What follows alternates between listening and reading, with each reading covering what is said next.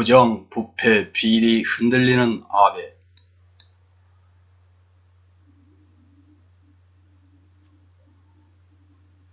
지금 일본에서는 코로나19 감염 확대로 일본 국민들이 가장 큰 고통을 받고 있던 때인 지난 4월 중순 아베가 5년간 관용차로 사용한 1,500만원대 렉서스에서 2,000만원대 센츄리로 갈아탄 것을 두고 원성이 자자합니다.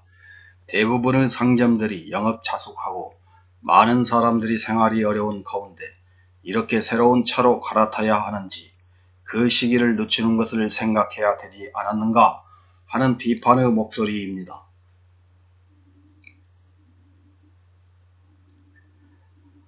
요즘 마스크 배포에 대한 문제나 음식점에 대한 지원이 충분하지 않은 데 대한 정권을 향한 불만이 높아지고 있는 가운데 우연한 타이밍이라고는 하지만 전용차 갈아타기를 한 것이기 때문에 세상의 인상은 좋지 않다. 아베와 그 브레인은 그런 세상의 공기를 읽는 것에 능할 텐데 코로나 문제에 대한 대응의 피로인지 그 감각이 둔해지고 있는 것 같다는 것입니다.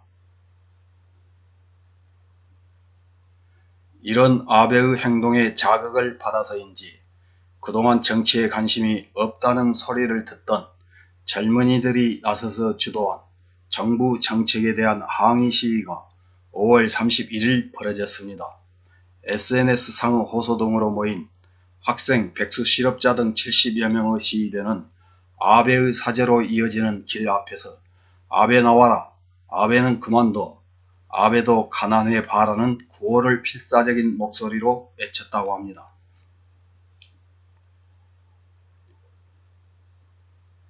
시위를 하는 이유를 들어보면 음식점의 아르바이트를 할 수 없게 되어 임대료를 지불할 수 없게 되었다.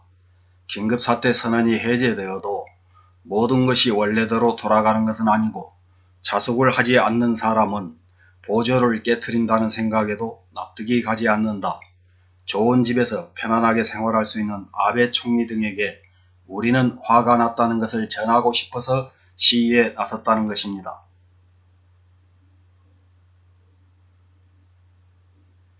이런 시위에 대한 정치 분석가의 분석은 지금까지 젊은 세대는 생활하는 데 불편함이 없어서 총리는 누구라도 좋다는 인식이었는데 이번 코로나 재난에서 자신들의 생활과 생명이 위협받아서 정치의 당사자가 되었다는 것입니다.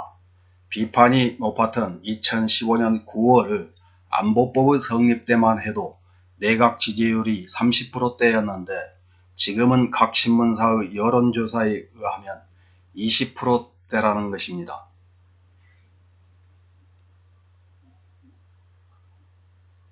젊은이들의 목소리는 아베 정권 최대의 위기이며 아베 일강 시대의 종언은 머지 않았다는 사실을 확실히 예감하게 합니다. 6월 18일 자민당 총재의 애교 특별 보좌를 맡은 가와이 가츠유키 전 법무상 부부가 검찰에 체포되면서 지지율이 사상 최저 수준까지 떨어진 아베에게 개멸적인 타격이 될 수도 있고 내년 9월 당 총재 임기 만료 전의 퇴진으로 이어질 가능성도 있다고 합니다.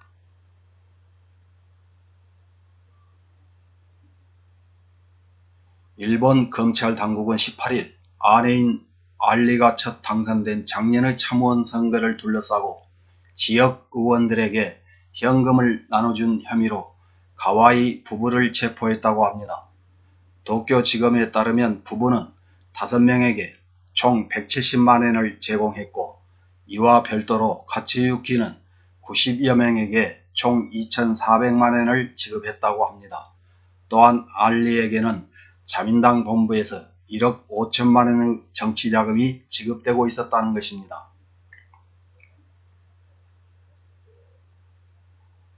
아베는 18일 정기국회 폐회 후 열린 기자회견에서 가와이 법무상의 체포에 대해 매우 유감이다.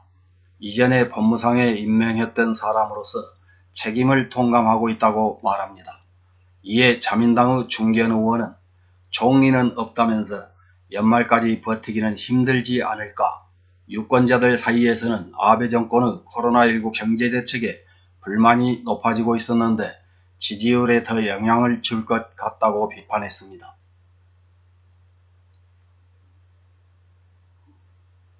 이렇게 사정없이 흔들리는 아베를 바라보는 많은 대한민국 국민들은 안타깝게 생각합니다. 틈만 보이면 혐한을 들고 나와서 오히려 대한민국 국민들이 더욱 단합해서 친일 세력을 반드시 청산해야 된다는 목소리를 높이는 데 일조한 아베가 한창 진행 중인 무대에서 사라지면 아쉽지 않느냐는 생각에 숨을 죽이고 지켜보고 있습니다. 감사합니다.